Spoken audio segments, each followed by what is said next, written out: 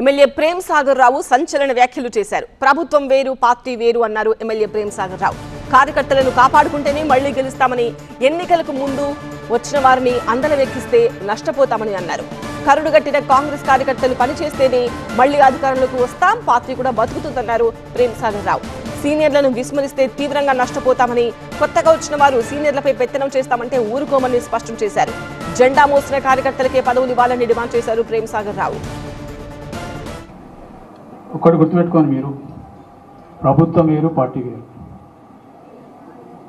ఎప్పుడైనా కూడా సరే ప్రభుత్వంలో ఎమ్మెల్యేలు అవసరాలు పనిచేయడం ఉంటాయి కాబట్టి జరిగినాయి.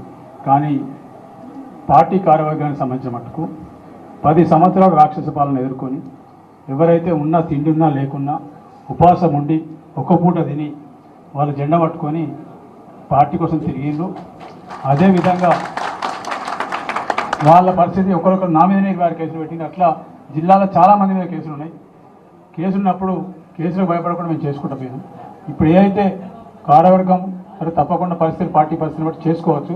కానీ జెండా బట్టి తిరిగిన కాంగ్రెస్ పార్టీ కార్యకర్తలు 10 సంవత్సరాల నుంచి ఎవరైతే తిరిగిన 10 సంవత్సరాలు 20 సంవత్సరాల నుంచి వాళ్ళకు మాత్రం సరైన సంస్థానం ఇచ్చి వాళ్ళని గౌరవించకపోతే వచ్చే ఎన్నికలలో ఒకటి మాత్రం గుర్తుపెట్టుకోండి, ఇలా ఎప్పుడైనా కూడా కాంగ్రెస్ పార్టీ కార్యకర్తలు కరడుగట్టిన కాంగ్రెస్ పార్టీ కార్యకర్తలు పనిచేసినప్పుడు మాత్రమే ఈ రాష్ట్రంలో కాంగ్రెస్ పార్టీ అధికారంలోకి వస్తుంది. అప్పటి వరకు ఈ రాష్ట్రంలో అధికారంలోకి వచ్చే ప్రసక్తే లేదు. అది మొన్నటి కనబడేది వాస్తవాలు. రేపు ప్రభుత్వంలో కానీ అధ్యక్షులు కానీ కోరేది ఒకటే, ఇన్ఛార్జ్ మంత్రి కానీ కోరేది ఒకటే.